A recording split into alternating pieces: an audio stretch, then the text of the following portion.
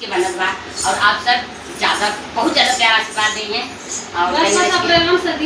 हाँ कैसे के लगन चालू हुई बात आप सब आनंद ली हैं तो क्या खास करके मिले ये गाना हम सीख लेवे तब जाए हम अपने अरे नहीं बहुत बियाह जाते हैं बिटिया के बियाह के बारात आए गाया जे सीखिए सब गाओ गाया दिन भैया गाओ भौजी गाओ गाया दिन भैया